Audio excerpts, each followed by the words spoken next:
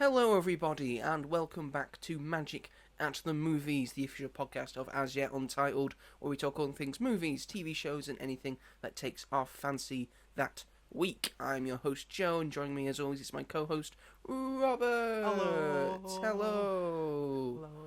What have you been up to, Robert? I know we're not on that segment yet, but I've just in been general life. busy, not busy. I've not been able to really watch a lot of films. And Yes, stuff, you're gonna find that out very soon. Uh, He's let us down, ladies and gentlemen. I have. It's been a big disappointment this week. I struggle to balance between TV shows and films. I'm like, oh, I need to watch another film, but then I also really want to finish this TV show. And What shows have you been watching? I'm still watching Ted Lasso. It's been ages, but I don't want it to end. That's yeah, the you get that problem. feeling. Yeah. But the episodes are getting longer, aren't they? They are. I've got 2 left. Of the entire thing? Yeah. You get the last 2 episodes. Yeah, and I'm not ready. Mm. I'm not ready at So, all. so are we back on side with Nate? And a bit. He's not had his full redemption arc yet, but he has mostly got there. A lot of people can't get past what he did, but I think he's learnt, and he's I think a lot of it stems from the relationship with his dad, and I think had a really nice scene in the last episode that I just watched. But it's just so good. I just love all the characters so much, and anyone who ever hurts any of them, I'm like, fuck off, because I feel so protective over them all. Like Jamie's dad. Oh yeah. Oh god, that scene, and then such a good scene that made me cry. Oh god, it's too much. And now Jamie's one of the best characters in it. I couldn't rank them. I couldn't rank my favourites because they're all so they're fundamental. all great. Yeah. So this time next week I would have probably finished it. Hopefully I get around one day to rewatching it, because I would like to rewatch it. Such a good comfort show as well. There's so many other shows coming out soon though. So. I need to watch Daredevil. I need to start. Yeah, you need to start watching Daredevil. You'll enjoy it. I know I will. It's really good. I know. It's so good. I think it's my favourite show of all time. Those 3 seasons. Yeah. Just excellent. Is there anything I need to watch in the middle of a season to understand the next season? Maybe after season 2, maybe watch Defenders. Okay. But you don't actually have to. No. But then you can just go season 1. You can just watch Daredevil. Okay. If you want to watch Jessica Jones, watch Jessica Jones. Yeah, I do want to do that as well. If you want to watch Luke Cage, watch Luke Cage. Yeah. Don't watch Iron Fist. No, I've heard that it's that's crap. terrible. Punisher's good as well, if you want to watch Punisher. You might want to watch Punisher because he's going to be in the new season. I know. Oh. Well, he's going to turn up in season 2 of Daredevil anyway, so you're going to have a good idea of the Punisher in this film. I need to find out in the the order show, of how the seasons go, so that I can just. It was Daredevil season 1. Yeah. And then I think it was season 2, and then it was Jessica Jones. Right. And then it was Luke Cage, and then it was Iron Fist, and then then I think it was Jessica Jones season 2. Right. And then it was Defenders, and Which then it everyone was, loved. and then everyone absolutely adored Defenders. I didn't mind it. And then it's Daredevil season 3. I'm taking my mind back now from when they were on Netflix when I watched them, and then after Daredevil season 3 you can watch them in any order. I'd say maybe watch Punisher season 1. Okay. And then I'd say Luke Cage season 2, because there's only 2 seasons of Punisher, Luke Cage, and Iron Fist. Right. And then they all got cancelled. Yeah. So Luke Cage. So after Daredevil season 3, watch Punisher season 1, Luke Cage season 2, Jessica Jones season 3, and Iron Fist season 2, and then Punisher season 2. I can't watch all that before. You don't have March. to. I'm not telling you have to. That's just the chronological order, I guess. I just don't want to be confused by anything. You won't be. Thing I know.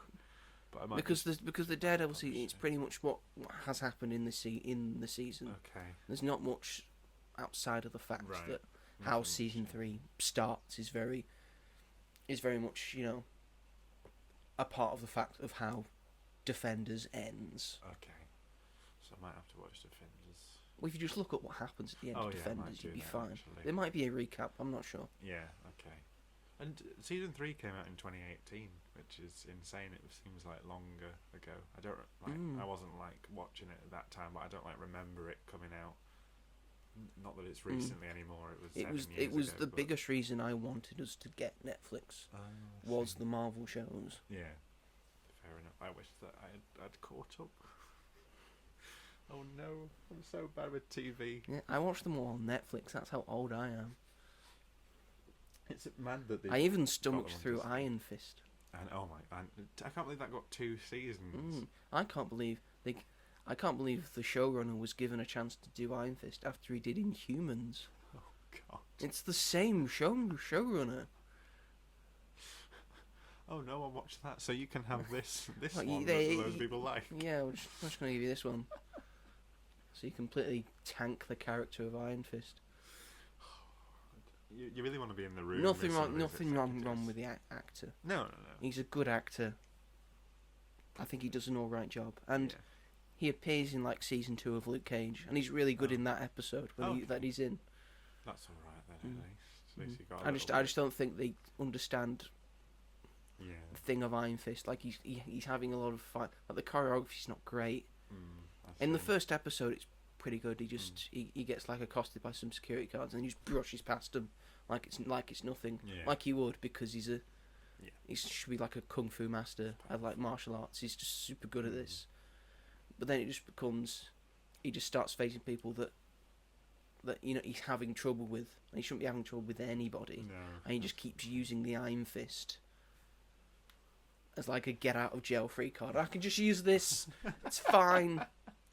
And they never flash back to anything to the most important part and the coolest part about Iron Fist is that the reason he gets his Iron Fist is because he plunges his hand into the molten heart of Kunlun the Undying, which is a dragon. He kills a dragon and they never show it. Oh, for God's sake. I know budget stuff, but but come on. Show the dragon. Get Jim Henson's company to come in with a puppet. Yeah, make a puppet, and then you can plunge his heart into the puppet, and then you can make it speak. Better than nothing. Anyway, so Robert's been doing all right. Yeah. So with that out of the way, let's get to our main topic of today. We'll be talking about the Oscars. Yeah. And some famous Oscar snubs. But first, let's get our first segment out of the way, which of course is what have you been up to this week? This segment of the show where we talk about what we've been doing, watching, playing, reading, viewing, all that jazz. So other than the things that you've already said, what have you been up to, Robert? What do you plan to be up to? I've only seen 2 films since we last. Well, I've actually started watching some episodes of Black Mirror with a friend, which we do every week, over FaceTime, which has been quite fun. Like, he's recommending the episodes because he's seen it all the way through, and I've only seen certain episodes. Snippets, yeah. And I don't care about watching them in order, so whichever one. You don't really need to with Black Mirror, because it's all anthology anyway. So watching that, saw Wicked again. In 3D this time. Wow, is it any different? The bits with the flying monkeys was really cool, and the poppies as well. That was really cool. 3D's really gone downhill since. It was fun to see it in a different format. Because it's not filmed for 3D. No, it's not. Problem. Yeah, it's just CGI bits that stand out. Like, One Short Day is a fun number when you're going through the Emerald City, like things are coming out. Yeah, that was fun. I mean, I swear to God, if James Cameron makes me watch Avatar 3, forces me to watch it in 3D, he will. And he will. He will. I mean, it'd be the only way you're able to watch it in the cinema. Yeah. I have to put these fucking glasses on, and they're too small for my head, so they just lay into my head like that. So it gives me a sodding migraine, that entire thing. I know it's going to be like 3 hours long. 3 hours of just my head in pain trying to watch this. And it'll be fiery this time. And the same thing, but it's fire. And wind. They're doing wind as well. Yeah. Or is that number 4? 2 in 1. They're doing 2 in 1. They're really getting through this last Airbender bullshit, aren't they? Yep. That's what they're doing. But that's the only film that's really worth seeing in 3D. Like, I wouldn't say so. But in terms of actually looks good in 3D. Yeah, because it's made for 3D. Yeah, exactly, because nothing else is. We saw the Meg 2 in 3D, and that was a waste of money. So, do you know Dread was filmed for 3D? was it? Yeah, so it actually looks alright in 3D. I wonder if you can get 3D copies of it still. That'd be a fun way to watch it. Probably not. Probably not. That's a good. I mean, it looks just as fine. Just as good. Not in 3D. Yeah, I miss that really. Like, it used to be exciting to see a film in 3D, and now the question very much is it going to look any good? Oh, why are we bothering? I saw Guardians 3 in IMAX 3D. That was a lot of fun on the day that came out, and that was probably the best I've seen like since Avatar. So yeah, it was wicked, so I couldn't say no. And what baffles me is that it's 2 hours and 40 minutes, because I've seen it 5 times now, and every time it's just I don't understand how it's 2 hours and 40 minutes, because it's never felt like that to me anyway. And then I watched yesterday. I saw Companion, which comes out on Friday, the day that you'll be listening to this. Comes out today. So that was basically, I think every cinema does like it's a secret mystery screening, and it usually is a film that is due to come out quite soon. Yes. But you'll get to see it a little bit earlier, but you don't know what it is. But I know one of my friends did it as well. Yeah. And they were assuming it was going to be The Monkey or Companion. And it turned out to be Companion. Yeah. There's another one in February, and people think that it's going to be The Monkey then, because there's nothing else horror coming out around that time. But it was really good. We had a chat about it in the car, but I liked it a lot. It was just really, it was fun, but it was also smart, and it had like many clever twists and shocking surprises, and it was hilarious. Like the whole audience was like chuckling all the way through. It has really like silly moments, but also like moments where you can't believe what's just happened. And Sophie Thatcher is probably the best thing about it. She's like perfect in it, because she plays, her performance has to be layered, and it is, and it's wonderful to see play out, and the character really develops in a great way that's also believable. And Jack Quaid is also really good playing a dickhead. Well, because he's such a sweetheart in The Boys. Yeah, you don't really... Yeah. He's such a sweetheart in The Boys, and he's such a sweetheart in real life. I know the little like funny bits that he does on like his social. Yeah, they're really good.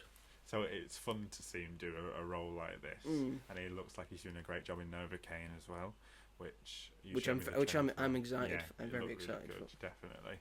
And like there are other members of the cast that it's a really small cast, but everyone's really good in it. And yeah, it was just a great time. Like it really frustrated me, because people were like, "Oh yeah, it was really good, but it's something that you should wait to watch on streaming." And I'm like, "Stop saying stuff like that." Like, I don't get. You got to support. Yeah, this is so much better than like a Netflix film. Like, it's far beyond that. It's worth, if you're into like horror. It's not overloaded on horror. It's more gore more than anything. But I think you'll be fine. It's not as bad as Thanksgiving. Thank God. So you'll be fine. I'll be fine. But it's just depends what I've eaten that day. It's just a great story that's really fun to watch play out, and the cast performances make it as well. So yeah, I'd recommend it. Yeah, we were talking about it in the car on the way here, and you pretty much sold me on it, because now I do want to see it, and because now on Friday I'm gonna have to do a double bill of Companion and Saturday Night. So Saturday Night comes out on Friday. God. Yeah, now now you don't have to see Companion, because you already seen Companion. Yeah, that's true. Now you can just focus on Saturday Night. I do want to watch that. I like the way you move, pretty baby. Amazing. I know, right? I'm so talented. So yeah, that's all I've watched this week. I don't think I've got anything, maybe apart from Saturday Night. I booked tickets for Captain America yesterday. and for Here, the Robert Zemeckis filmed in one place, one which is meant to be very good. But when's that coming out? It's sort of come out, has it not? 10th of February. It's just one showing at the cinema. It has already come out in the UK. Yeah. But it's not shown at the cinema that I go to. It's only shown once. And that's on the 10th of February. I can't be bothered with That's fair enough, because it's not meant to be very good.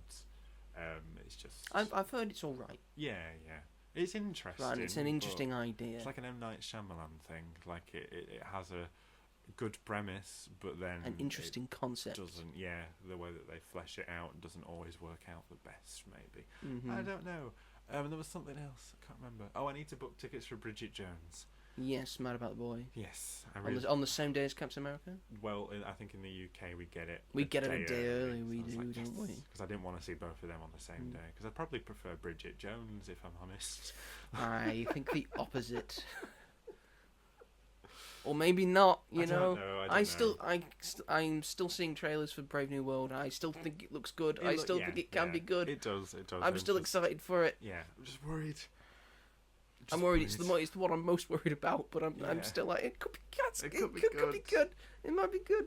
I'm mostly there for Anthony Mackie as Captain America. Yes, nice to see him like in a lead role in a film as Captain America. Yeah. And apart from that, and to all the fucking right wing people, so that's not Captain America. Fucking deal with it. Well, it is. He is Captain America. He is Captain America. So shove it up your. It's ass. accurate. Yeah, exactly. So.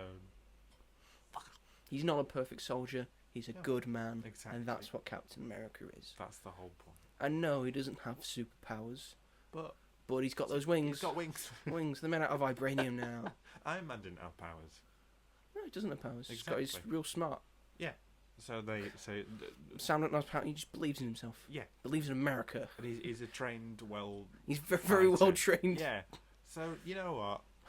If you don't want to see it, don't see it. Fuck yourself. But stop spreading hate for no reason whatsoever. It doesn't affect your life in any way. America's full of hate right now, isn't it? Well, exactly. Probably because they've realised that they're all women. Yeah. Great. As Trump has decreed. Oh well, yeah. Oh my. Oh. You're only a man if you're a man by conception. Yep. And no one's a man from conception. Yep. We're all women for about 2 months. Yeah, let's go with that. To be fair, let's play into that. That's why when you go to the doctors, do you want another sex yet? You don't find out immediately because you don't know yet what it is. America's president, everybody. So yeah, I've not been up to that much, but seems you've been very busy. Yeah, just been spending time with friends because it's my last semester at uni, so trying to spend as much time as possible. It's very important with this group. So yeah, we play the Wii a lot. It's fun. I'm getting better at it. You're getting better at the Wii. Yeah. I came first in a Mario Kart Cup that was 150cc on the Wii. And with the terrible remote. Hate it. Everyone's like, "Oh, it's the best." I'm like, "No, it's not. Nintendo Switch always." You've just got nostalgia for it. Yeah, exactly. It's really difficult. I've never been able to do it properly, but yesterday I did it. It came out in like 2005. Exactly. Still a good game, don't get me wrong. Yeah. But it's not the easiest thing to control. Especially on Rainbow Road. Oh, not Rainbow Road. Rainbow Road on the Wii. I specifically said, because I was playing with a friend and I was winning. I was like, if you pick Rainbow Road to throw me off, I will kill you. It was the last race, and I was like, any other track, not Rainbow Road, because that will throw me off. I think we did the snowy one, the snowboard one. Oh, the DK. Yeah, which is really difficult. It's not. Well, I think you can tell my expectations from that and yours. It's not. It's not difficult. I really enjoy that one. I love the DK snow one. The little gaps. Just don't go down the road. Just don't go down. It's hard to not sometimes. Yeah, we know you can't drive. That probably checks out, to be honest. How about you? Well, as well as doing all the other things that I mentioned last week. I'm still reading Marvel vs. DC. I'm still playing Mad Max. I was able to see 3 films in the span of like 4 days. Films that Robert probably should have seen. Not one of them. I'm putting my foot down on one of them. Because I saw the Netflix original film Back in Action. I saw Flight Risk. And I saw The Brutalist. I'll start with Back in Action. Okay. It's a Netflix original movie. It's an action romp. It's got Cameron Diaz. Love seeing Cameron Diaz and stuff. Jamie Foxx. Andrew Scott's in it. Fun. It's fine. Yeah. It's absolutely 100% pure Netflix schlock. It's the action's pretty good. I like the family dynamic. I think it's got very good family dynamic. Glenn Close is in it as well. Yeah. I really like Glenn Close in this. Okay, that's good. Is she a villain in it? No. Oh, that's a shame. She's Cameron Diaz's mum. Oh, fun. And she's British. Okay. Why did they do that? I don't know. Just get someone British. Yeah, or just don't make her British. Why does she need to be British? She lives in London. Oh. Well, she lives in England. England is just London. It's very much of the thing where England only consists of London. Yeah. And a quaint old cottage in the countryside. Yeah. Which is where Glenn Close lives. Oh, well, in the fair film. enough, yeah. It's a quaint old cottage in the countryside. This, and then there's also London. is this and a that's sequel it. to The Holiday? I don't think so. Is it the same cottage from The Holiday, even though it's not Cameron No, Diaz's house, it's a lot Kate bigger. Winslet? Oh, I see. When I say cottage, it's like an estate home. It's a big An house. estate cottage. It's a royal cottage. Oh, I see. Oh. Essentially. Oh, okay. Andrew Scott in this. Now, Andrew Scott, I've seen him in so many good things. Yeah. I know he's a very good actor. In all of his Strangers, he's in 1917. He's very good in 1917. All the stuff in Sherlock. Yeah. With his Moriarty. I love him as Moriarty. He's really good. In this, I think he forgets how to act. Oh no. He's terrible. I really don't like him. He just seems off. I don't know what it is about it. It just seems very off in it. Do you reckon he did Ripley, and then they were like, as part of his contract, he had to do another Maybe. project for them? And then he's it was like, I'm just gonna gig. phone it in. Yeah. It's like, I get to meet Cameron Diaz and Glenn Close and Jamie Foxx. I get to play a guy who's clearly very infatuated by Cameron Diaz, even though she's clearly taken. Yeah. So Andrew Scott's the villain? No. Is there a villain? Yes. Okay. I was like, if it had like a really good campy I'm going to spoil it, you might watch it. I might watch it, because my mum would probably want to watch it. Yeah, it's got Cameron Diaz, Jamie Foxx, But then I'm going to suggest it, and then I'm like, I'd rather watch Dance Mums. I'm sorry.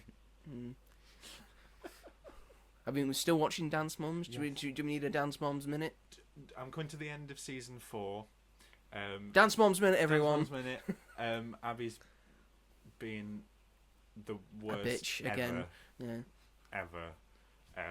It's the worst you ever seen her. Yeah, but it's all coming down to like the nearly at nationals, and that's a big deal, and I know that it's going to explode because one of the mums leaves, one of the daughters leaves, and I'm not ready to say goodbye.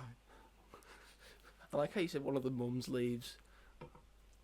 Even though they don't perform, it's the kid. I know, but the mums just... I actually had a dream where I met them all last night. That's how insane I am. I was like at dinner with them, and my mum... You were at dinner with them, okay. It was really good. What you have? You don't remember? I think it was some sort of fish.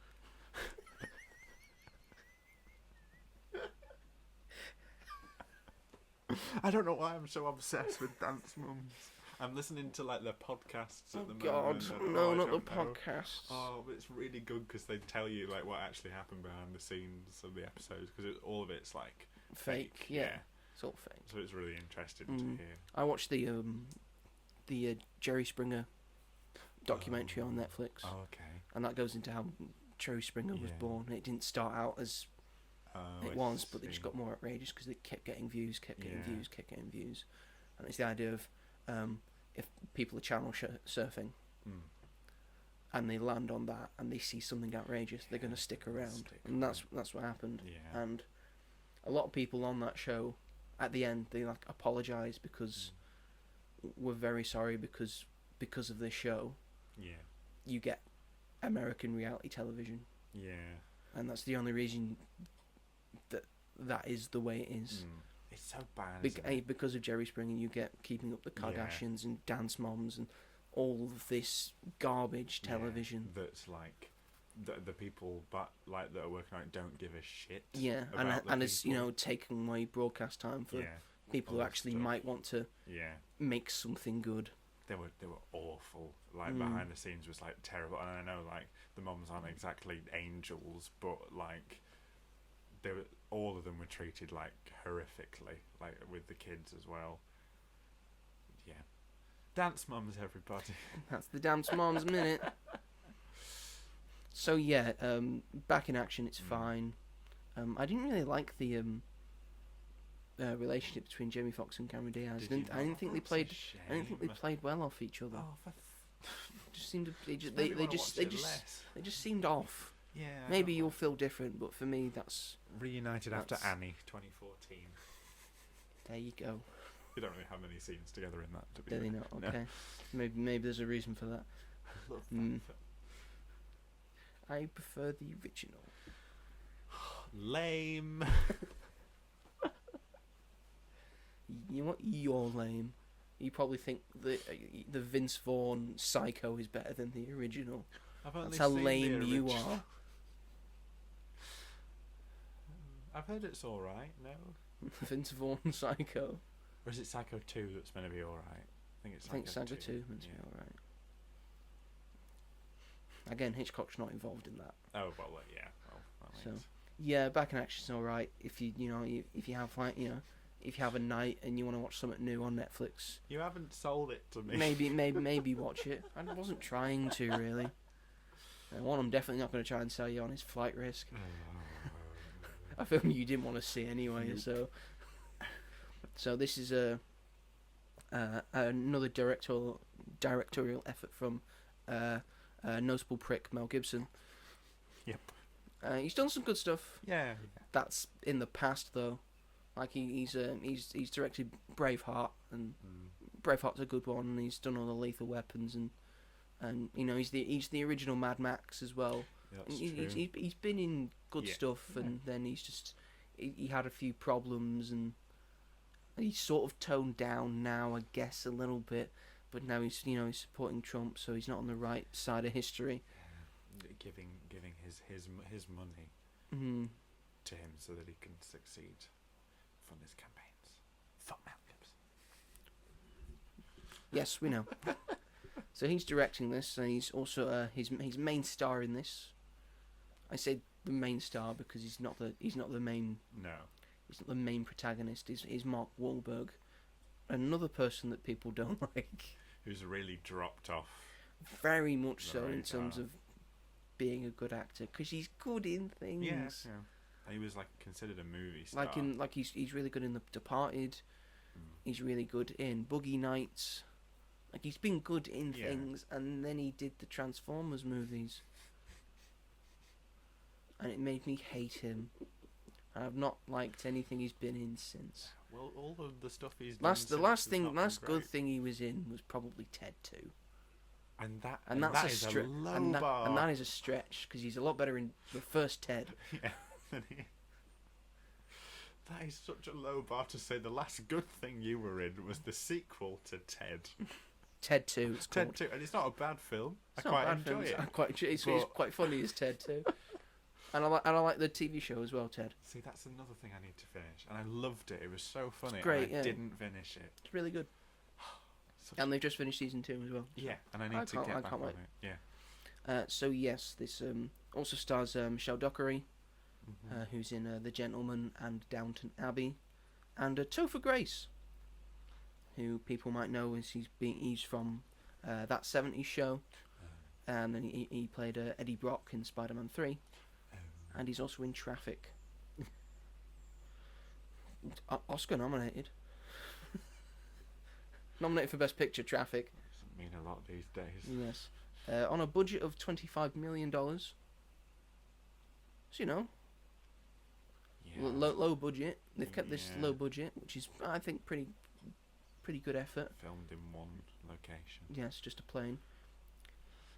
Well, it's got 3 locations. It's got like a hut in Alaska. It's got the plane, and then 2 runways. Alaska's where Mark Wahlberg lives.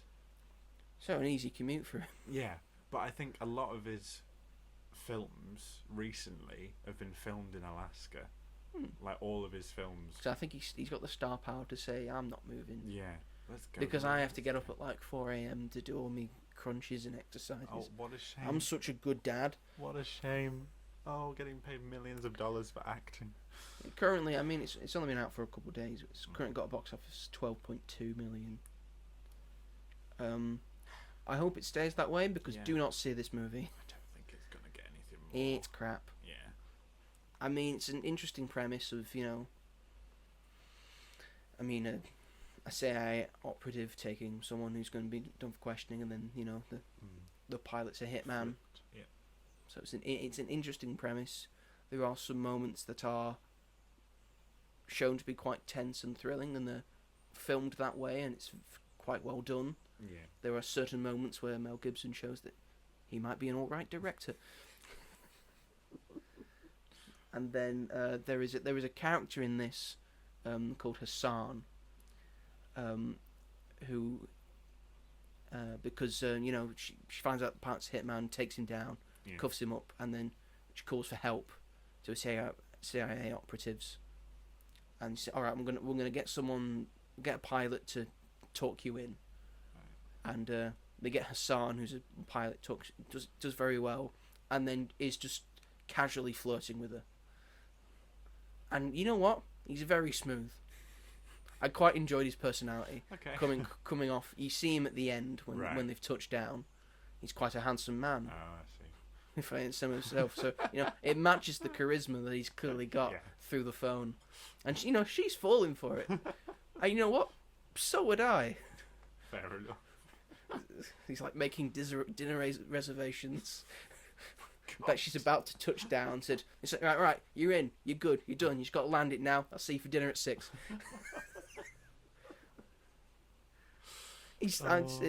I enjoyed his personality. It was great. I enjoyed it wherever they had to call him. It was great. Everything else about this movie is crap. Mark Wahlberg's crap. I didn't enjoy his character. Topher Grace is really crap. I'm sorry, Topher Grace, but your character was an annoying piece of shit in this film that I hated. And that's nothing on Topher Grace. And Michelle Dockery, I think, gets a bad rap in this film. Right. Because I know she's been good in things. Yeah. I mean, all these people have been good in things. This is not the film for them. I mean, the dialogue's so piss poor. It feels like it was written by AI. And it certainly might have been. Yeah. I mean, the first shot looks very AI generated. The first shot of the film, when they're in Alaska in like a hotel, and there's just snow outside and the car, it looks very fake and very AI. They filmed it in Alaska. Not get a shot of it's Alaska? Always snowing in Alaska. For God's sake. Yeah, dialogue's bad, and despite the fact that she's the main character, she is shown to be very stupid and very dumb. And Mel Gibson has obviously made it look like Mark Wahlberg. The bad guy is the smartest person in the room. So, yeah, it's not really the best thing to probably do, to have your bad guy be the person that is making all the good points and saying, yeah, and this is what you do, this is what you do. And she's going, yeah, I don't know what's going on. Do I do that? Oh, no, that's wrong. What am I doing? Pull up. Oh shit, I've left the autopilot on. You dumb idiot. But isn't it just dumb? At the end, she just leaves Topher Grace, who's supposed to be, who's because the entire thing they've made that a pilot the hitman to kill him, and you just let him go in an ambulance by himself near the end, and then you see someone go into the back of it that looks very suspicious, and you leave it for a bit until you go on and check, and he's already got a bag around his head before you shoot him. Sure, you shoot him and he's still alive, but how stupid can you be? Do not leave that man's side. People are clearly trying to kill him. The whole thing has been about a guy who invades a plane to try and kill him. And to kill you. What's wrong with you? But isn't that just dumb? Like, it's dumb that the writers would write it that way, because why would Michelle Dockery's character not have any clue what to do? Exactly. Like, why? She's a CIA operative. Exactly. I understand that's like a stressful scenario, and she's got a background of like having stuff to extract a person, and it's not gone well, so maybe that's affecting her. But I feel like it just wouldn't. Well, it would, like, why do we have to have her be like the damsel in distress? Yeah. Like, I don't know what I'm doing. Oh man, you can help because you are man. You are Please man. help me. Help thank me. you. I do not know what I am doing. Oh my god, what a gun? What's this? Closing their eyes, shooting everywhere. She doesn't do that. No, but it's very much she is like sort of capable. if she had a gun, does she have a gun in the film? Oh, okay. Never mind my point. She goes to shoot him at one point, and then he himself has to point out that, well, if you shoot me at that closer range, it's going to go straight through me, and then out of this window, probably hit like a fuel tank or fuel vein, and you've got a hole in your plane, or it's going to ricochet and hit you back. And that makes her stop doing it. Why is the bad guy explaining that to you? It's mansplaining. Yeah, it's this entire... You said it perfectly. This entire film's a big mansplain. Oh, I'm so... Like, we're so over these type of films. Like, they were made in, like, the early 2000s. This is a very early 2000s yeah. film. I hate these directors. They're just stuck in the early 2000s. Mel Gibson is one of them. And I've read somewhere that someone had said because of its opening weekend, 12 million, that he should definitely get Passion of the Christ 2.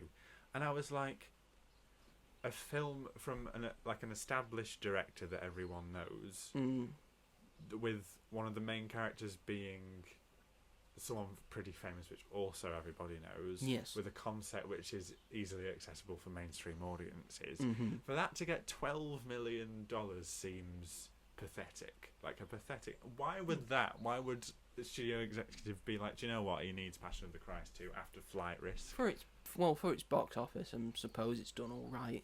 But I mean, my screening on a Monday was pretty full. Oh God. I don't know what that says about an audience that they'll see this, but they won't see the Robbie Williams. They won't see Better Man. That, like, it's made more money than like Better Man's made in its full run. Which is insane. I don't understand people. No, but like 12 million isn't something to rejoice about. Like this. But what will stand the test of time? Yeah. It will be Better Man. So who cares? Oh yeah, definitely will be. Before COVID, this film would have made like a lot more, maybe like 20 million or 30 million, maybe. Yes. Before people started hating Mark Wahlberg and Mel Gibson, but $12 million, and I don't think it's gonna have much more money coming in after this week. So, like, it might not even make its budget back. It might not. No. So I hope it doesn't. No. I really hope it doesn't. Crying out loud. I also hate the poster. I'm looking at the poster right now. It's just terrible. It's just poster. a lot of Mark Wahlberg's face. It's a terrible poster. Because they're like Mark Wahlberg, and it's like no one cares. Yeah, very much. I don't care. No. Hated it. I gave it 3 out of 10 because it had some alright points. Yeah. But for the most part, not a good film. Don't watch it. Fair enough. No. My final film that I watched was the Golden Globe winning, the BAFTA nominated, the Oscar nominated, The Brutalist. To do it now, this is quite a big deal. Quite a big deal, because it's one of the big main award season A front runner. films. Very, very much a front runner. It's won the Golden Globe already. Yeah. Nominated for the BAFTA, as I said, for Best Film, and nominated for Best Picture. In a very competitive list, I want to say. There's quite a few films that could win it. Yeah. I mean, there's a few films we don't want to win it, but No. we'll get to that in a minute. So it's directed by Brady Corbett, who's done stuff. Yeah, but it's not a lot of no big stuff though, I would say. It's got the main stars are Adrian Brody, Felicity Jones, and Guy Pearce. I'll start off by saying their performances are thoroughly deserving of nominations. I feel. I know the speculation about they've used AI for the Hungarian accents, but I just think it's Adrian Brody and Felicity Jones. Yeah. They're incredible actors. Why would they need AI? I think they would also be offended that if the studio has done that. Yeah. Thinking, why is our accents not good enough? Do you think we're not good enough actors? And Guy Pearce in this is also very good.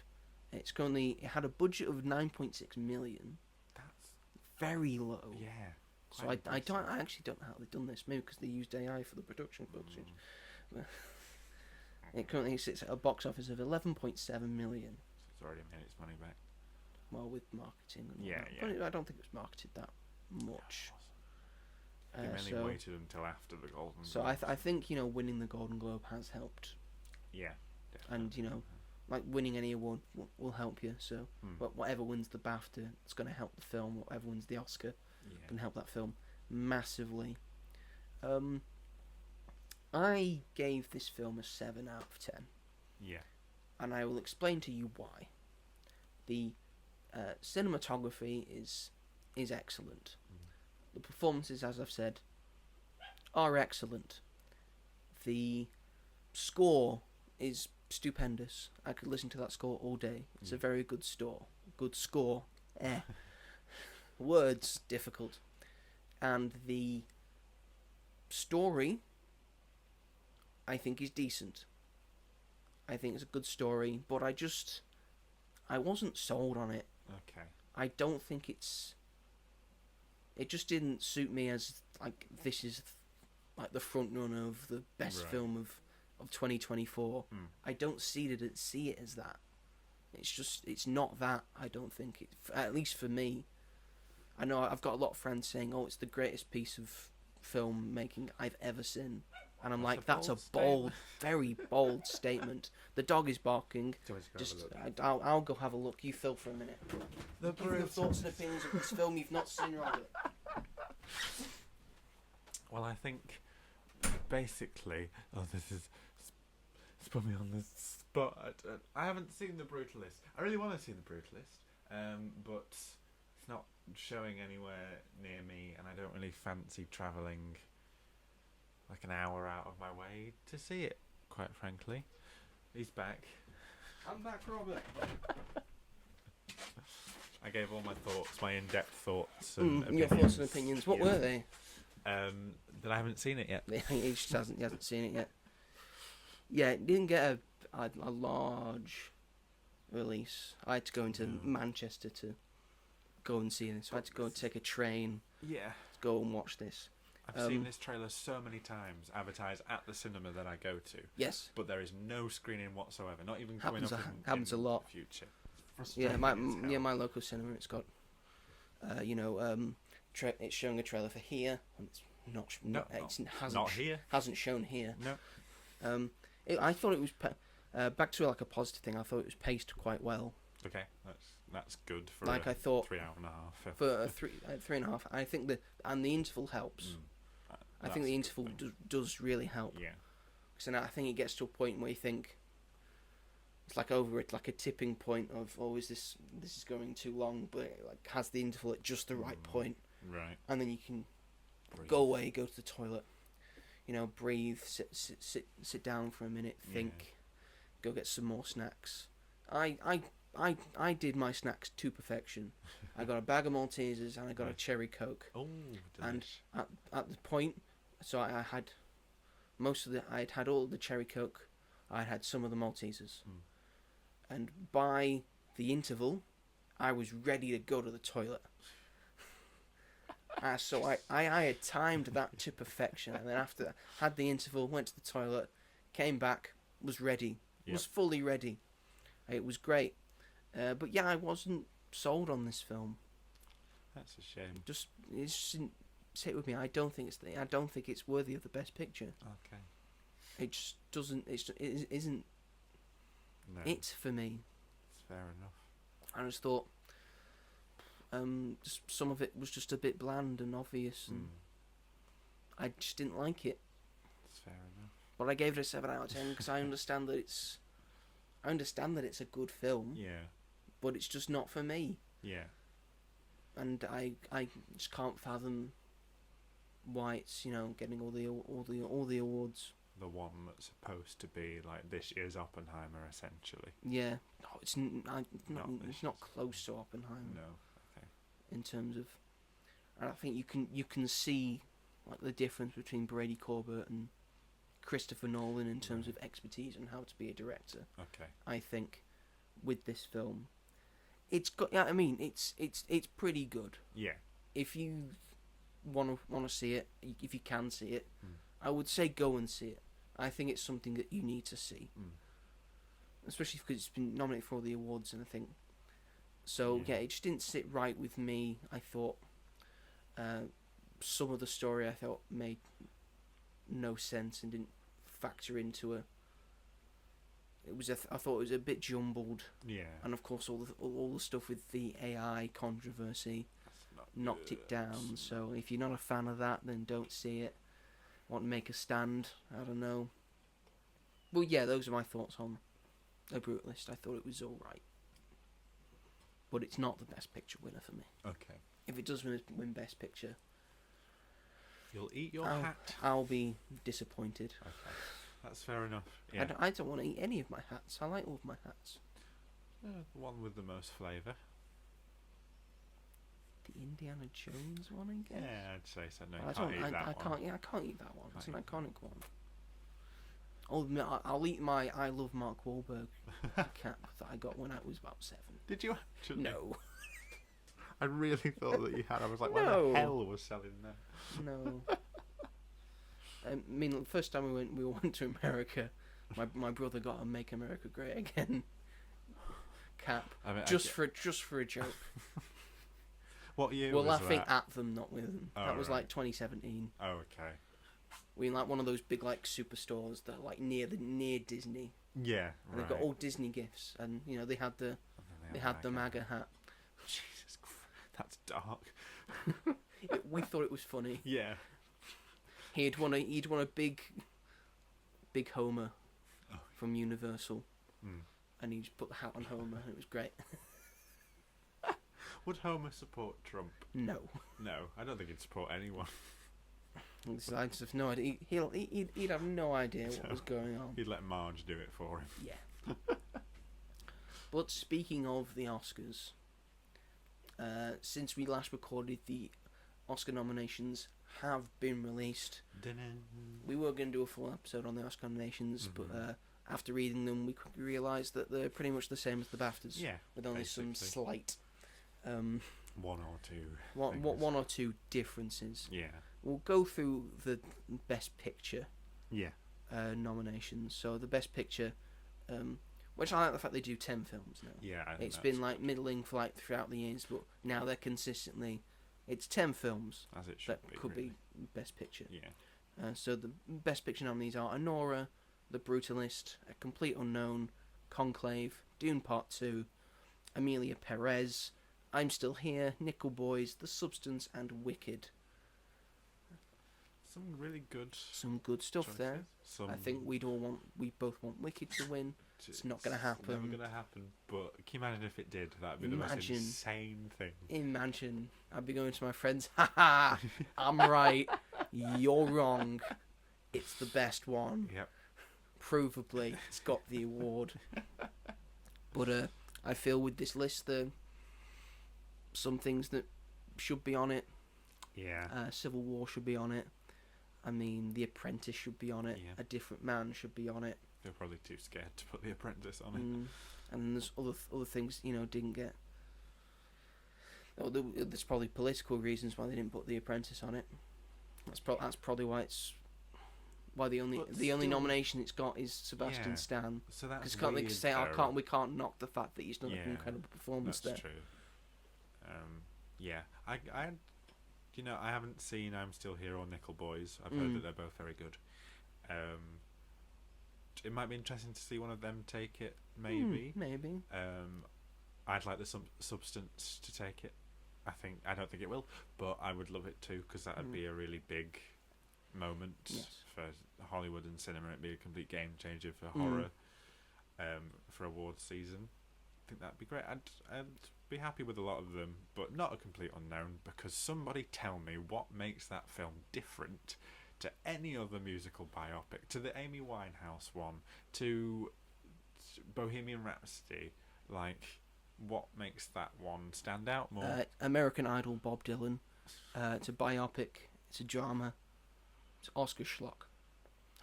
But it was released quite. Yeah. It was released in December, essentially, so it's fresh in the mind. It's the only biopic that's fresh in the mind. But I don't get it. I don't get it either. Where's Challenges? Where's Challenges? Where's Furiosa? Where is Furiosa? Where is Furiosa? Where is Chris Hemsworth's nomination for best supporting actor? There are so for this year's Oscars, there are so many things that we could be annoyed about. I think the main one being that Emilia Perez has got 13 nominations. I don't have any words for that. Joint most with, I think, Apocalypse Now and The Lord of the Rings, The Return of the King. Jesus Christ. Oh. These films that have stood the test of time. As you were saying, I would love The Substance to win it. Yep. Because I don't think a horror film has ever won Best Picture. I'd be fine with Nora winning it. Yeah, that'd be great too. And as a big sci-fi fan, and knowing that the only sci-fi film that has won Best Picture is The Shape of Water, I would also quite like Dune Part 2 to win it. Yeah, I'd be happy with that as well. And also, be with Denis Villeneuve for the fact that he didn't get a Best Director nomination. It's insane, but James Mangold did. But James Mangold did for a complete ongoing. It's going beat for beat for beat for the story. So, with our thoughts of the 2024 Oscar noms in mind, we thought we were going to go over the history of the Oscars and all the famous things that we as an audience know that they got wrong. Yes. Because they can say, it's all pretty perfect.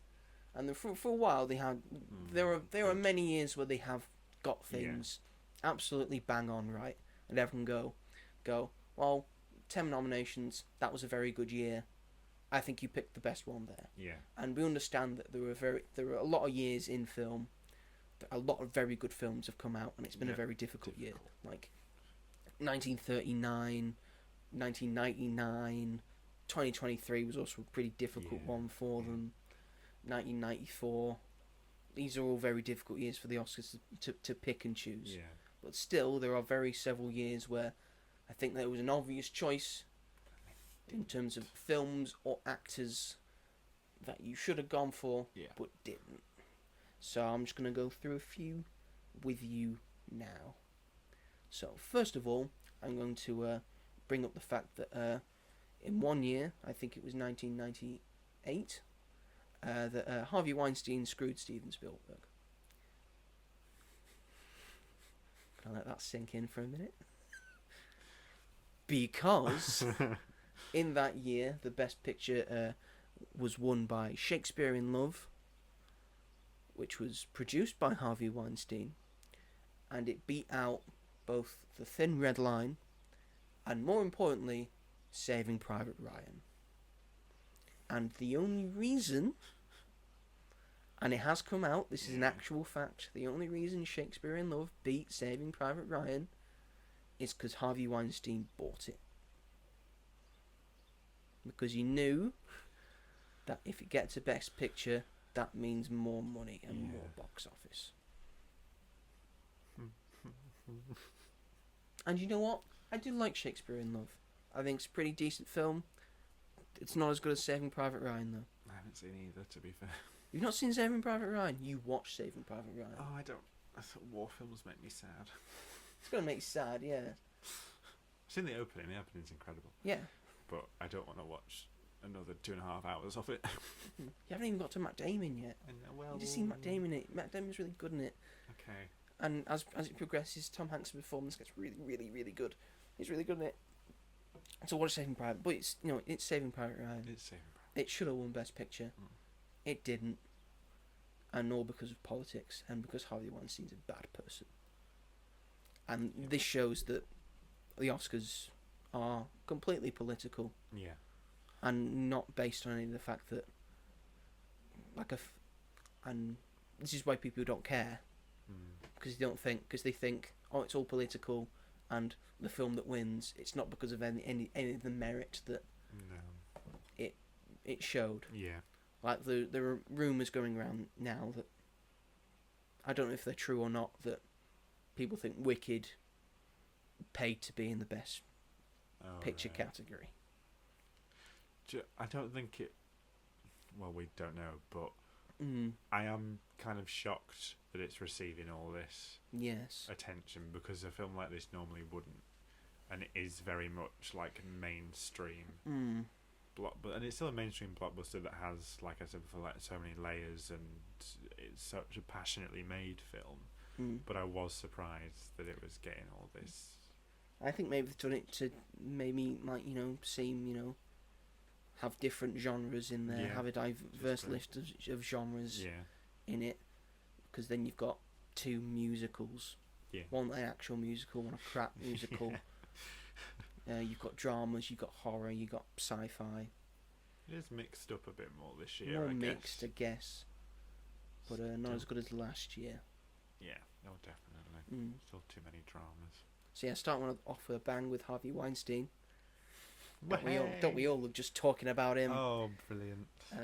The next one, I think it was a difficult choice, but I think with the benefit of hindsight of 2025, I think they made the incorrect decision, because in 1994, the Oscars picked the Best Picture as Forrest Gump. That was a very difficult year. Yeah. Because they also had Quiz Show. But the main 2 that Forrest Gump beat was Pulp Fiction and The Shawshank Redemption. That's a very difficult year. I really like Forrest Gump. Me too. I don't think it's aged as well as the other 2. Fair enough. Because it's just an idiot wandering around America, winning awards and meeting the president. That's what Forrest Gump is. Yeah. Pulp Fiction told a story non-linearly. I think it's the best that's ever been. It's the best it's ever been done. And The Shawshank Redemption is, in my opinion, the greatest film ever made. So my allegiances lie with Shawshank. Yeah. And a lot of people think Shawshank's the greatest film. A lot of people think Pulp Fiction's the greatest film. So I don't understand. I think they made a mistake there. Yeah. I'd say that Shawshank is my favourite out of those 3. Although I adore Forrest Gump. Pulp Fiction, I respect it, and I respect it in terms of how iconic it is, and it has been ingrained in pop culture, which is a really kind of insane thing to do with a film like that, if you know what I mean. And I like it, but I have issues with it. I have issues with it. I don't like Quentin Tarantino in it. I think, in my opinion, this is going to be quite a strong opinion, but I just thought him putting himself in that film, saying the N-word a bunch of times, was just fundamentally racist. Does he say it in Pulp Fiction? He says the N-word like several times in that film, and I remember watching that. I mean, imagine writing yourself into your own film saying that. I had a big problem with that. I know that's a very little part about it, and there's, I can't remember the character's name. I've only seen it once, but I also like the non-linear thing is cool because it's unconventional. But I also remember in film studies on the curriculum, it was like the tutors would choose which films to study, and they had a list. Yes. And an experimental Pulp Fiction was on there, and I thought that was ridiculous. It's experimental with its narrative. It is. It is ridiculous also just because goes, Quentin Tarantino just steals all of his ideas from everything else. That's why I was like, he literally just went, and. But the idea that works. Yeah, it does work, but I also don't. And think you're not, it's and like, you never lost. No, that's a good point. But then it was like that was in the same list as Daisies. Yes. And which I imagine you did, because I did Daisies. Yeah. And Daisies I thought was incredible because it was so unique, and I did like Daisies. You didn't like? I love Daisies. It's too not. There's too much just weird shit going on. There is a lot of weird shit, but I think with like context, that really helped me understand it a bit more. And I think at that time I hadn't seen a film like that that still conveyed so much meaning, but you had to sort of dig deep without having an overall narrative. Yeah, but I think that very much was what was experimental about it, was not having such a straightforward narrative. But if I'd have had to study Pulp Fiction, I would have been very angry about it. No, I don't maybe think you would have liked it more. I don't know, because La La Land was also on like one of the lists. I was like, I'm glad that we didn't study La La Land, because I think it would have taken away something from it. You would have cried during the viewing. Oh yeah, definitely would have. But I think it would have ruined it a bit if we'd have had to like really like pulled it apart. But yeah, I understand why people love it, but it's just not for me. Like, I didn't like Jackie Brown that much. I just don't really like those types of films anyway. I don't know. They're all just kind of the same for me, if I'm honest. I don't connect to any of the characters because they're mostly terrible people. They're deeper than that, and I understand that. But I'm like, I can't root for you because you've just done this. I understand that also the Suicide Squad are terrible people.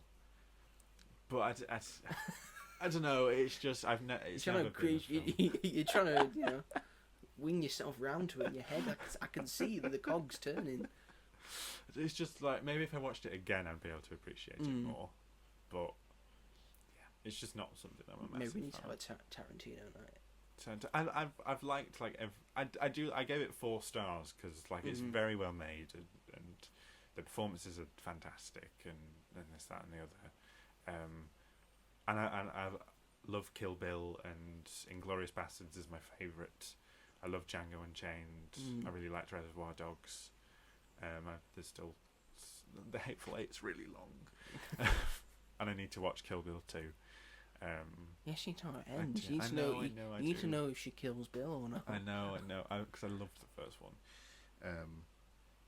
But yeah, I have weird relationships with like Christopher Nolan. I'm quite critical of, but I've enjoyed every film that he's made apart from Oppenheimer. So it's like, I know. It's the one he won Best Picture for. It's on my ranked list. It's at the bottom. Oh God. We could get into Christopher Nolan. What he probably should have won his first Oscar for. You mean, like, Inception, but because that was nominated, but it was beaten by The King's Speech.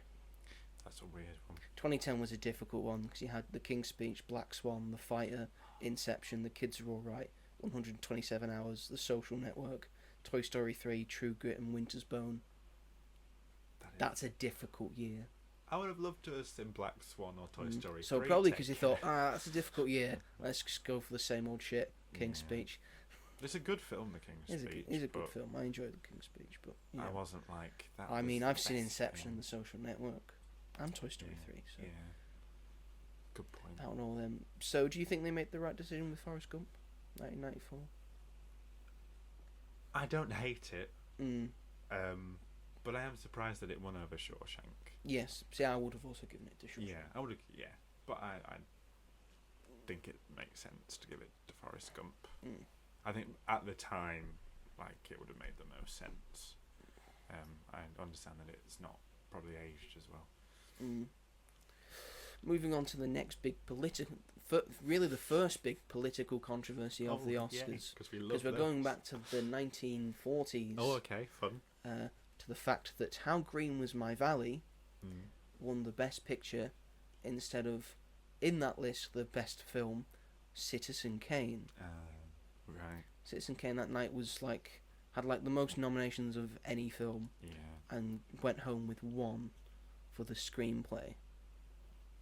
I think that's what they do sometimes. Which is what the film Mank is about. The Netflix film Mank. Which is a good film. Yeah, I liked Mank. This was because Citizen Kane was apparently based on an actual person, big newspaper man, who had a lot of pull. Yeah. And basically blacklisted this film. Oh, I see. Right. But, yes, they're regretting this now, I feel, because, quite frankly, it's Citizen Kane. Yeah. It's the Citizen Kane of movies. How does it not win Best Picture? Yeah, that's an insane. It's incredible, and it's the most incredible directorial debut I think anyone will ever see. That's a big thing. That was Orson Welles' first film that he directed, and it's incredible. And anyone who has seen Citizen Kane knows that's an incredible film. It may not be your favourite, but you know that it's incredible. And it's so well made. And I've not seen How Green Was My Valley, but I guarantee you it is not as good as Citizen Kane. Who has? Who knows? I've never Who heard cares? of that, if I'm honest. Yeah, and it beats Citizen Kane. The only one you know about from that year. Yeah. Well, actually, The Maltese Falcon also came out in the same year. But it's not as good as Citizen Kane. So that was the first time where the Oscars got sort of political, and you could see that maybe this is just not the be-all and end-all of, great filmmaking. Jesus Christ. Next up, I've got a whole section of the Oscars versus science fiction. Imagine that's quite the extensive list. It's quite an extensive list because over the years there have been many sci-fi films that have been nominated for Best Picture, and so far only one of them has ever won. And that's like that's had a push sci-fi. It's The Shape of Water. I love The Shape of Water. But Dune Part 2 is nominated this year, but Avatar didn't win. Rightfully so, it's crap. But none of the Star Wars films have ever won. No, I don't think they ever will. Alien didn't win. No, that's... Apollo 13 didn't win. That's kind of surprising. That's kind of surprising. Yeah, so many. And 2001: A Space Odyssey, which kind of started off sci-fi. Yeah. It changed cinema entirely to show that, we can do this now. We can make great sci-fi films. Yeah. Was not even nominated for Best Picture when it came out. God. The Best Picture in 1968, which is when 2001 could have been nominated. Yeah. I mean, it won an award. Oh, okay. It won Best Visual Effects. Yeah. But in that year, wasn't nominated. Oliver won. Fair enough. I mean, fair enough. I do like Oliver. But 2001: A Space Odyssey changed cinema completely. Oh, I love that fact so much. Oh. You use that when you go home. Oliver beat 2001: A Space Odyssey for Best Picture. Polar opposite films. Yes, and very different. And as great as Oliver is, I think at that point, a lot of people had seen musicals that were very similar to it. I think the biggest snub for sci-fi, I feel, is a film that was nominated, but Gandhi beat E.T. How old Gandhi is? Oh my god. 1982. Gandhi. Directed by, the producer was Richard Attenborough. It was directed by Richard Attenborough. But Gandhi, I don't think has stood the test of time. No, I don't think it has. Watch that film in RE. Yeah, and if you're watching a film in RE, it can't be that great. And Bend It Like Beckham we watched all the time. And that's a great film. And it was Sir Ben Kingsley that played that's not great Gandhi. at all, no. And I know he's not... Ben Kingsley isn't fully white, but he's not Indian. No. He's not... And E.T. E.T. is an incredible film. And deserved more. Steven Spielberg deserves more Oscars. He's only got the one Oscar for Schindler's List, and he should have more. And he's considered like the greatest. And he's still one of the greatest filmmakers of all time. Yeah. So's Charlie Chaplin as well. Charlie Chaplin famously snubbed by the Oscars as well. He's had like 2 Lifetime Achievement Awards. Right, but none of his films have ever won anything. That makes sense. Not even The Great Dictator. The Great Dictator is astounding. Yeah. And most of his films are astounding. For the silent era, I feel. Next up, the year that Dances with Wolves won. Kevin Costner's film about Kevin Costner's the greatest Native American to ever live. Beat Goodfellas. That's surprising. Dances with Wolves goes on forever. It's so goddamn long. And Goodfellas, I think we can all agree, is like the hallmark for gangster films. If you're going to do a gangster film, it's you do it like Goodfellas. So this one I do not think has aged well at all. No, probably I not. can see why at the time you may have gone with Dances with Wolves, but Goodfellas is absolutely incredible. And Martin Scorsese is another director. Has not done well at the Oscars. No, and it took him until 2006 to win Best Picture for The Departed. It took him that long. And I would say Before The Departed is all of his best work. I see. So he didn't win for Taxi Driver, he didn't win for Goodfellas, he didn't win for Casino. King of Comedy one. He didn't win for King of Comedy. Got nominated, didn't win. I mean, honestly, I don't know what the Oscars are thinking. One that I went, that's outrageous when I read it. The English Patient beat Fargo. Oh. Yeah, Fargo's great. In that year, 1996, the nominees were The English Patient, Fargo, Jerry Maguire, Secrets and Lies, and Shine.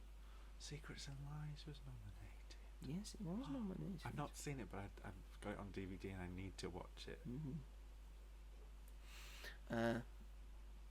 But between The English Patient and Fargo, I'd say they're the 2 big ones. I mean, Jerry Maguire, it's an outlier. But between those 2, it's Fargo. For God's sake, they just hate comedy just because it's funny. Yeah, Frances hate McDormand's brilliant. And Frances McDormand's really good in it. Margie. There's Margie, the pregnant police officer. And then we got this execution type deal. Yeah? It's great. I love Fargo. I watch it all the time. Good. It's really, really good. And I've only seen The English Patient once. And I safely said at the end of it, it's good. Yeah, but Fargo. No. That's what it should say on the DVD. And of course, this was during the time when they had 5 nominations as well. So. Yeah. But you had 5, you had less to choose from, and you still went The English Patient over Fargo. Honest to God, what's wrong with these people? And then I think we get to probably the worst one. I only need to say one word. Crash. Oh yeah. Crash is shit. It is, without question, the worst film to ever win Best Picture. And I understand. It wasn't a great year that year. Because you had Crash, you had Capote, which it's not really great. You had Good Night and Good Luck, and you had Munich. So, Steven Spielberg snubbed again. But in that list also, You had Brokeback Mountain.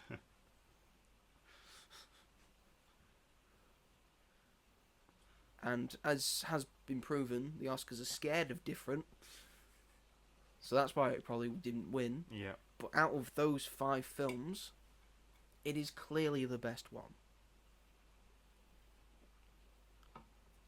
Yeah. Very much so. It's such a great romantic story. Heath Ledger's incredible in it. Jake Gyllenhaal's incredible in it. It just should have won, and I don't know why it didn't. Politics. That's why it didn't win. Oh, but Crash was exceptional. But Crash, because it has it's got a lot of celebrities in it. Jesus Christ. Fucking hell. We're going through this list and then it's making me pissed off at the Oscars. Well, see, that the Oscars are supposed to be a celebration, but they end up with people more pissed off than yes. Yay! Yeah, I'm just going to quickly 2 people who have famously been probably the most snubbed at the Oscars. Yeah. Which is Stanley Kubrick, who again, 2001 didn't get nominated at all. A lot of his films have never been nominated, let alone not won. He's technically won 1 Oscar, which is for the visual effects, which shouldn't really count for him. No. But Dr. Strangelove didn't win. No. Probably should have won. He's won a Razzie. For... Well, I know Shelley Duvall won a Razzie for performance in The Probably, Shining. yeah. And I know that The Shining was nominated at least for a Razzie when that came out. When it shouldn't have been, it should have been nominated Yeah. for an Oscar. Yeah. I mean, A Clockwork Orange is great. Eyes Wide Shut, Full Metal Jacket. He's made so many incredible films. I haven't seen like any of the films that you've mentioned in like the past 15 minutes. Oh, like The Departed and Brokeback Mountain. That's probably been so quiet. Because I'm just... Oh, there's so many films. Get your arse into gear. Oh. One day I'm going to go through the complete list of the Oscars. I'm going to watch every single Best Picture, except when I get to a controversial year, in which case I'm going to watch the film that should have won. Good idea. But yeah, Stanley Kubrick, a famously snubbed director, as is Alfred Hitchcock. Yeah. Because, and I'll get onto him in a minute, because I also want to mention probably the most snubbed actor in the history of the Oscars, which is Glenn Close. She's never won it. She's never won it. She's been nominated. She's the woman that's been nominated the most times, and never won it. That's what's insane. I mean, Meryl Streep's the most nominated actress in the history of Oscars, but she's got 3 of them. She's got 3. Glenn Close doesn't have any. No. And she at least deserves 1 for Fatal Attraction. Yeah, she's She should have won that year. And this will sound insane, but Cruella de Vil. And Cruella. Like, she's great as Cruella. Why would that not be nominated? Because it's so, I can't even describe. She encapsulates the character completely. And she is Cruella de Vil. Yes, exactly. And Meryl Streep got nominated for Into the Woods. I love her in Into the Woods, but it's not. That can be nominated. It's not Best Actress worthy. No. If that can, that's what I said. I said that about Emma Stone and Cruella. I said if Meryl Streep can be nominated for The Witch and Into the Woods, Emma Stone could be nominated for a performance in Cruella. The same with Emma Thompson in Cruella. But obviously not, because they're not Meryl Streep. That really pissed me off. Meryl off. Streep is Meryl Streep. Meryl Streep is Meryl Streep. And I love Meryl Streep. I love Meryl Streep, but sometimes she doesn't have to be nominated every time. No. Broaden your fucking horizons, Oscars. For God's sake. That brings me to Alfred Hitchcock, who has made a lot of thrilling and suspenseful films, which is probably why he's not been nominated at the Oscars quite a lot. He's British. He's one of our own. Yeah. I mean, probably a bad bloke in real life. Probably. To be honest. He won an award for Rebecca. Yeah, that won Best Picture, didn't it? That wasn't entirely him. So he's in, for just him as a director, never won an Academy Award. He didn't win one for North by Northwest. He didn't win one for Rear Window. He didn't win one for The Birds. And most importantly, he was not even nominated for Psycho. No. Psycho was not nominated in 1960. They haven't done. They don't do horror. Because we don't do horror. Because there's nothing in horror that. But everyone loved these films when they came out. I mean, in 1960, The Apartment did win, and The Apartment's a good film. Did Strangers on a Train get nominated Nope. ever? I love that film Strangers so on a Train, much. very good. He's done so many incredible films, and most of them don't even get nominated. No. And it's just the overall picture of horror films don't get nominated. Because you could give me a name of a horror film, a classic horror film. It's not been nominated. No. I mean, I don't think The Exorcist was nominated. That changed The cinema. Exorcist is amazing though. But it's one of those films you think that's probably should be nominated. Halloween didn't get nominated. No. That changed horror films. Yeah. Dawn of the Dead. That created the zombie. Yeah. In a way. So this year, we really hope that The Substance wins, because it would technically be the first horror film to win an Oscar. It would make history. I would absolutely adore that. I mean, Hereditary should be nominated. Smile 2 should have been nominated. There's so many really good films. Like some of the best films of the year are normally horror films, and everyone goes to see horror films. Exactly. But they don't care. They No. don't care about them. No. And it's a real shame. Amazing. The Oscars, they get you down. They get you down, don't they? Because they only care about a couple of genres. Yep. Basically. Mad Max Fury Road should have won the year it was nominated. What won that year? Just checking. Give me 1 second. Spotlight. I do love Spotlight, to be fair. What was also nominated that year was The Big Short, Bridge of Spies, Brooklyn, Mad Max Fury Road, The Martian, The Revenant, and Room. So do you still think Spotlight deserves that? I don't know. I think probably Room was my favourite out of them. Or The Martian. I would say The Martian, The Revenant, or Mad Max. I think maybe... Or the Big Short. Yeah. Spotlight but not maybe Spotlight. Because it was such a... The story was such a big deal. And it's done very well. I will say The Simpsons is not the first horror film that has been nominated. Yeah. I mean, Get Out was nominated. But it was beaten by The Shape of Water. That was 8 years ago. That was 8 years ago. Man, does time fly. I know. God, we're going to get to the point where we're going to say that Get Out came out 10 years ago. And would we say Parasite's a horror film? I wouldn't. I'd say more of a thriller. It's a thriller. It's only really at the end. But that did win.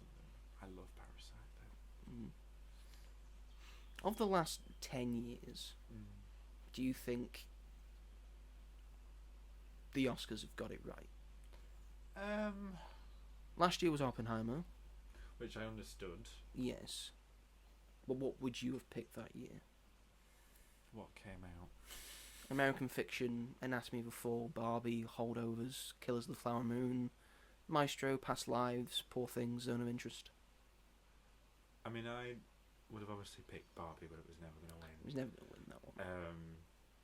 I really liked Anatomy of a Fall. I That thought is a good that one. if that would have won, then that would have been, like, I think, cool. It was always going to be Oppenheimer, though, let's be honest. Yeah. So you think it had quite a good picks on there. It was a very good year last year. I'd say that last year felt like it used to do.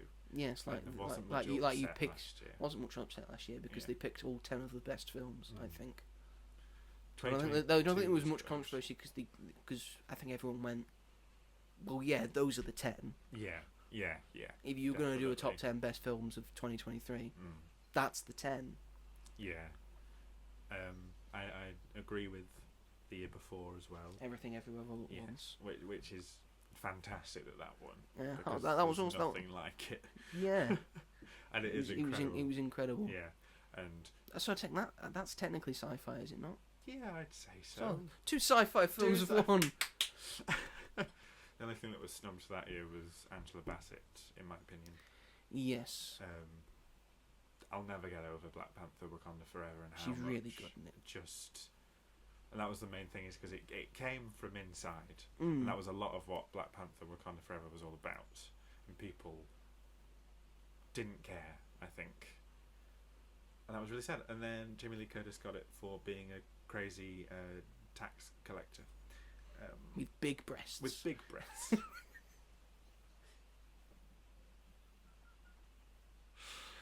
Oh, of all the Jamie Lee Curtis performances, I don't even know what else. She had hot dogs for fingers. Hot dogs for fingers. It was good. She is good in it. She's good really in it. good really in it. Good but in it, it's not. I didn't watch it and think, if she doesn't get nominated or get an award, you know,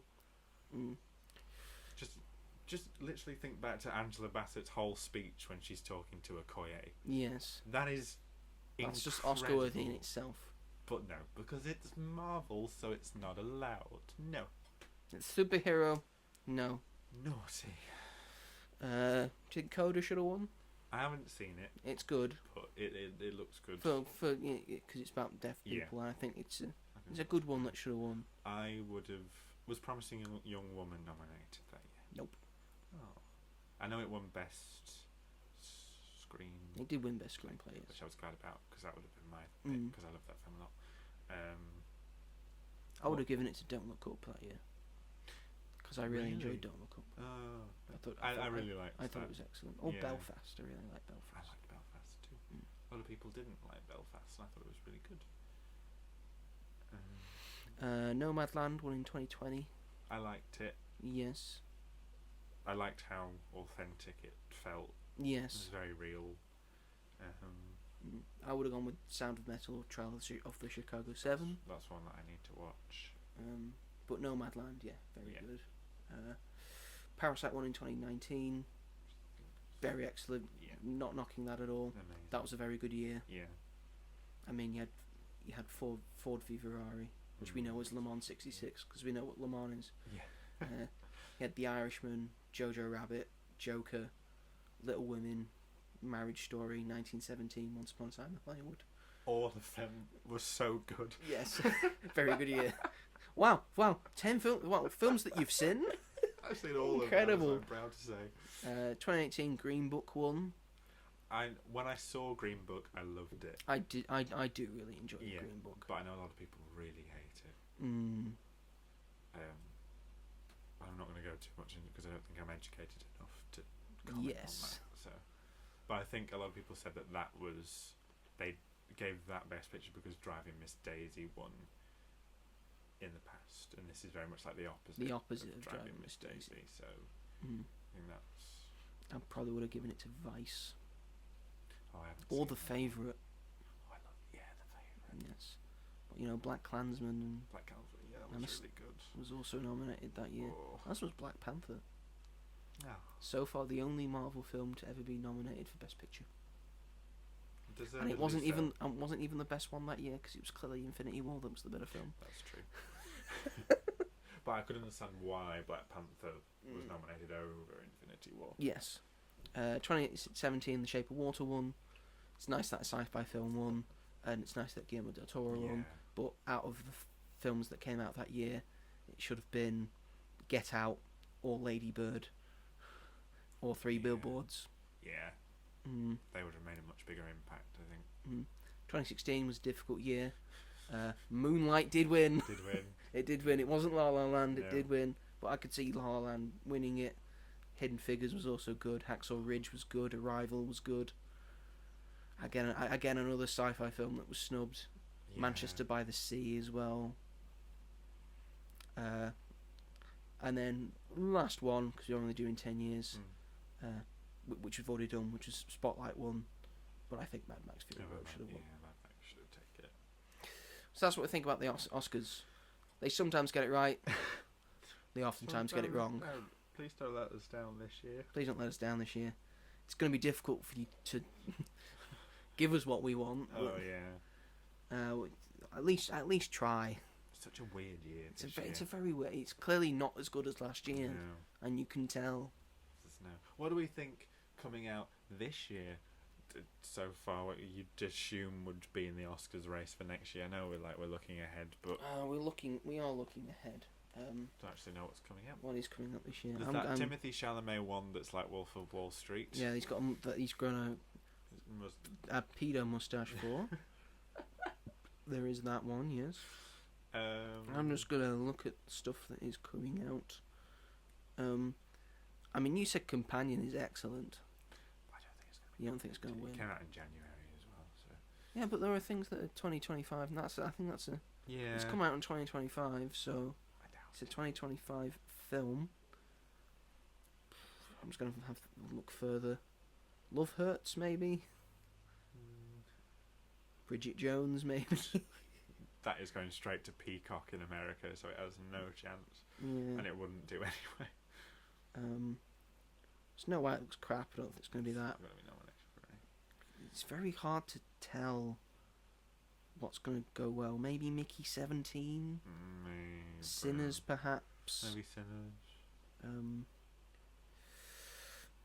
The Monkey would be cool. The Monkey might be good. I mean, if this is the climactic finale, maybe Mission Impossible. That'd be nice. Would be nice. Get stunt in. Do a stunt category. So that Mission Impossible gets something. We've got Ballerina. 28 years later, maybe. Maybe that. F1. F1, I see might win it. I think I'm gonna go F1. Superman. Let's hope it's Superman. But yeah, that's our opinions on the Oscars. So it's been a very weird podcast today. I've said a lot. Robert's not said much. Sorry, it's my fault for not doing. Watching. You said a lot at the start. I think we've evened it out. Yeah. But thank you everyone for watching and listening to this show. We very much appreciate it. If you're watching this on YouTube, feel free to give us a like and subscribe, and push that bell notification for As Yet Untitled so you never miss an episode of this show and any other episodes we do, like for the greatest things of all time. I hope you've been enjoying that so far. We've got 2 episodes out now. We're about to record another one. Oh. What's it going to be on? Even Robert doesn't know. I don't know. I know. Imagine if you said, I don't even know yet. Yes. If you are listening to this on a podcast, Robert, where can they find us? You can find us on Spotify, Mm-hmm. Amazon Music, Mm-hmm. Apple Podcasts. Yes. Audible, maybe? No, it's for books. Not a book. But there are podcasts on Audible. Yes, but they're Audible exclusive. Oh, yeah. Never mind. Sony Podcasts. There we go. And anywhere else where you may get your podcast. We'll get you trained eventually. Who uses Sony Podcasts? Come on. Apparently loads of people. That's where we get most of our viewership. Yeah. Sorry, Sony. Because I think most people in Tanzania have Sonys. Oh, of course, yes. Our high fan base in our massive fan base in Tanzania. Next week we will probably talk about... I mean, I'll talk about Companion because I'll probably see Companion now. We'll both probably see Saturday Night. Hopefully. And we don't have a real plan for what we're going to do next week, so... We'll see. We'll see. We'll make something up during the week. We'll run with it. Thank you all very much for watching and listening, and we will see you all in the next one. Bye. Bye-bye.